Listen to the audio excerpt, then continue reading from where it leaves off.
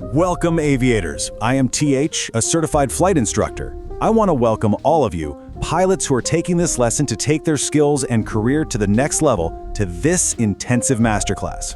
Today, we're undertaking a comprehensive, deep dive explainer on professional navigation and strict regulatory compliance.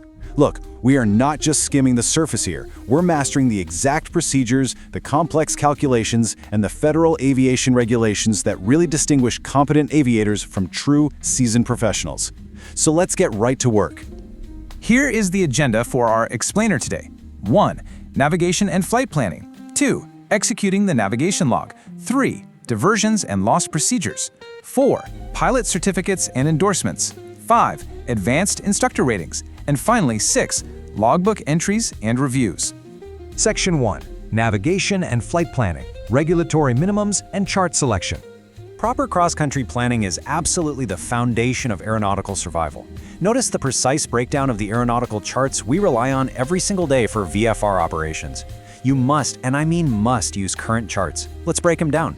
Sectional charts operate at a 1 to 500,000 scale. To put that into perspective, that means 1 inch on the paper equals roughly 6.86 nautical miles in the air. These are revised semi-annually and provide your essential airport data and topography. Then you've got your VFR Terminal Area Charts, or TACs. These zoom right in at a 1 to 250,000 scale for complex, heavy traffic airspace like Class B or the Grand Canyon. They're also revised semi-annually. And for your moderate speed aircraft covering vast distances, we use World Aeronautical Charts, or WACs, at a 1 to 1 million scale, which are revised annually. Using an expired chart isn't just a minor oversight, it's a fundamental failure in pre-flight planning. Now, as we're looking at these charts, you're going to see the maximum elevation figures, or MEFs, printed in big, bold numbers across each quadrangle. These are calculated in thousands and hundreds of feet above mean sea level. Do you know exactly how they get those numbers? They derive them by taking the highest terrain or obstacle in that box and adding a clearance buffer. So for natural obstacles, they add a buffer of above 300 feet AGL. For human-made obstacles, it's above 200 feet AGL. But here's the critical part. You absolutely must cross-reference these MEFs with FAR 91.119. Under that regulation, maintaining minimum safe altitudes is completely non-negotiable. We have to maintain an altitude that allows for a safe emergency landing anywhere without undue hazard to persons or property on the ground. Over congested areas, that means 1,000 feet above the highest obstacle within a 2,000-foot radius. Over uncongested areas, it's 500 feet above the surface. Guys, these are not suggestions. They are federal mandates to guarantee your minimum safe altitude provides absolute obstacle clearance. To actually execute your route, you're going to utilize 2 primary methods. Pilotage is basically navigating by visual reference to really prominent ground features. We're talking highways, winding rivers, rail tracks, and explicitly confirming them on your chart. But as advancing professionals, you're going to rely heavily on dead reckoning. This is navigation solely by the rigorous computation of time, airspeed, distance, and direction that you've pre-calculated on your navlog. The seasoned aviator doesn't just pick one. They constantly monitor and correct their pre-calculated dead reckoning with visual pilotage checkpoints along the way. It's a continuous dynamic process. Section 2. Executing the navigation log, the mathematics of flight. Okay, let's dive into this, because guesswork has literally no place in the cockpit. Precise data and unyielding calculations are what's required to execute a flawless profile. Let's walk through the exact formula for converting a line on a piece of paper into the actual numbers you fly, because this dictates exactly where the nose of your aircraft must point. First, you draw your true course on the chart. Then you apply your wind correction angle, which compensates for the wind pushing you off track to establish your true heading. From there, you apply magnetic variation. Remember the old rule of thumb? East is least, west is best. That gives you your magnetic heading. Finally, you apply the specific compass deviation taken straight from your aircraft's deviation card, and boom, that calculates your compass heading. This is the exact final number you are going to fly on the panel. So, breaking this down step by step to complete your navigation log like a master, after establishing that compass heading we just talked about, you have to measure the total distance between your checkpoints. Using your calculated ground speed, which, remember, accounts for the wind, you determine your estimated time en route, or ETE. This ETE directly drives your fuel consumption calculations. Listen to me on this. Arriving even 2 to 3 minutes late at a single checkpoint is a massive deal. It tells you that you are facing an unexpected headwind, or it's like you're dragging an invisible parachute out there. Either way, it dramatically alters your total fuel burn and your time for the remaining flight. Meticulous logging in the cockpit is exactly what prevents fuel starvation. Section 3. Diversions and lost procedures. Handling abnormal operations. Now let's shift gears to abnormal circumstances. When unpredicted weather rolls in, a system malfunctions, or a medical emergency occurs, swift, calculated decision-making is what separates competent pilots from dangerous liabilities. When you are initiating a diversion, your very first action is to identify your position and immediately determine the magnetic course to your alternate airport. Turn to that heading right away. Do not fly further away from safety while you're looking down calculating. Get the nose turned. Then, verify your appropriate VFR or minimum safe altitude. To quickly determine your time and fuel, use these critical mental math rules of thumb. At 100 knots, you're covering 10 nautical miles in 6 minutes. And assuming a standard 10-gallon-per-hour burn rate, that translates to exactly 1 gallon of fuel consumed every 6 minutes. It's brilliant, right? Finally, contact flight service to update them on your diversion, assuming you filed a flight plan. And this brilliantly illustrates why you need to stay ahead of the airplane. But if you ever realize you are truly disoriented, do not panic. We drilled the 5 C's into every aviator's mind for a reason. 1. Climb or circle. Climbing improves your radio reception and your visual range. Circling keeps you from flying further into the unknown. 2. Confess the situation to any available ATC facility. Don't let ego get in the way. 3. Conserve fuel by aggressively leaning the mixture and reducing power for maximum endurance. Actually, scratch that. Don't just lean it. Set it for the absolute maximum endurance setting your POH allows. 4. Communicate using charted frequencies or jumping straight to the 121.5 emergency frequency. And 5. Comply immediately with ATC vectors and suggestions to get back on track.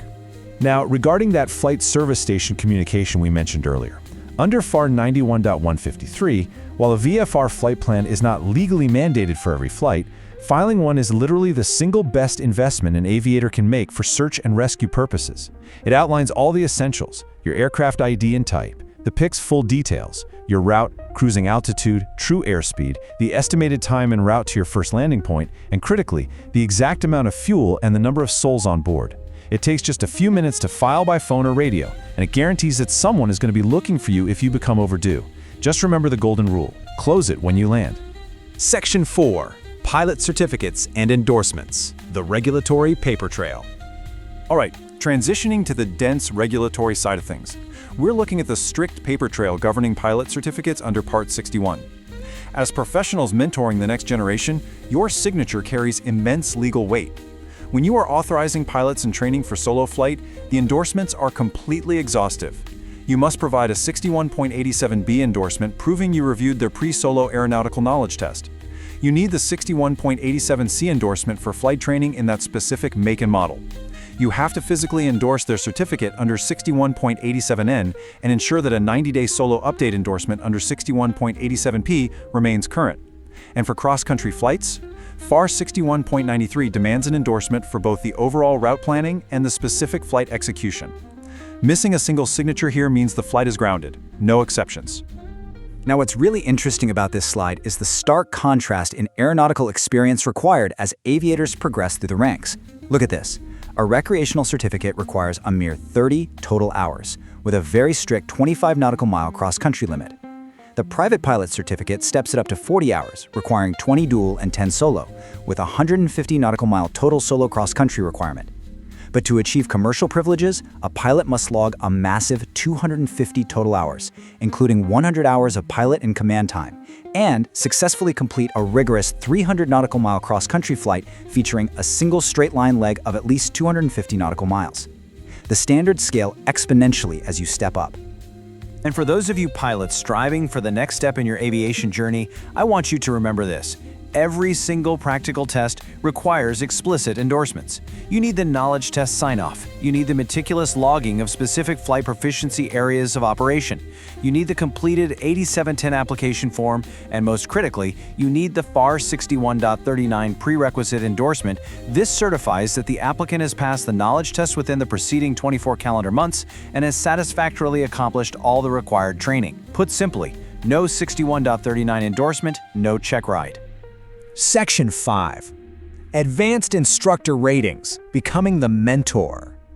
Let's move directly into the requirements for those of you looking to elevate your careers to the rank of certified flight instructor or ground instructor. Becoming the mentor means meeting the most stringent standards in all of general aviation. Under Subpart H, flight instructor eligibility dictates that you must hold a commercial or airline transport pilot certificate with an instrument rating. You must log at least 15 hours of PIC time in the specific category and class of aircraft you want to teach in. You've got to pass the Fundamentals of Instructing, or FOI, as well as a rigorous aeronautical knowledge test. And crucially, this is a big one, you must receive a specific logbook endorsement verifying your instructional proficiency in stall awareness, spin entry, spins, and spin recovery procedures before you can finally pass that practical check ride. And when you do become an instructor, the most crucial point is this single number right here, 8. FAR 61-195 dictates firmly that 8 hours is the absolute legal maximum amount of flight training a certified flight instructor is allowed to conduct within any 24 consecutive hour period. Why? Because instructor fatigue is a grave safety hazard. The FAA strictly enforces this limitation to ensure the highest quality of mentorship and unparalleled safety in the cockpit. Alternatively, if you're looking at ground instructor ratings, those are broken down into 3 distinct tiers. A basic ground instructor can provide ground training for sport, recreational, or private pilot candidates. An advanced ground instructor holds the privilege to provide ground training for literally any certificate or rating out there. And the instrument ground instructor is authorized to train specifically for an instrument rating or an instrument proficiency check. And just keep in mind, to remain current, these instructors must have served in their role within the preceding 12 months or receive an endorsement demonstrating their proficiency. Section 6. Logbook entries and reviews. Maintaining the record. All right, we are bringing this masterclass into our final and arguably most critical phase, the precise rules for legally logging flight time and maintaining your pilot currency. Your logbook is your legal testament as an aviator. Under FAR 61.51, logging flight time requires exact precision. Instrument time may be logged only when you are operating the aircraft solely by reference to instruments, under actual or simulated conditions. For any training time you log or sign off on, it must include a clear description of the lesson, the length of the training, and most importantly, the instructor's legible signature, certificate number, and expiration date. Also, flight training devices or FTDs and simulators can totally be used for instrument time, provided an authorized instructor is present for the session. To continue exercising your pilot in command privileges, FAR 61.56 mandates the flight review. Now, this is a non-negotiable minimum standard. It consists of at least 1 hour of ground training heavily covering Part 91 General Operating and Flight Rules, and a minimum of 1 hour of flight training demonstrating proficiency in necessary maneuvers. Remember guys, this is not a test to pass or fail. It is a rigorous evaluation to ensure you remain safe, highly proficient, and legally current to fly. I want to leave you with this provocative thought. The regulations state under FAR 61-189 that instructors must retain records of their endorsements and candidate testing for at least 3 full years. So, as an advancing professional, how meticulously are you actually maintaining those mandatory records? And, looking back at all that navigation log math we covered earlier, does your flight planning leave any room for error? I challenge you, as fellow aviators taking your career to the next absolute level, to uphold the highest standard of regulatory discipline and operational perfection on every single flight. Stay sharp out there. Until next time, fly safe.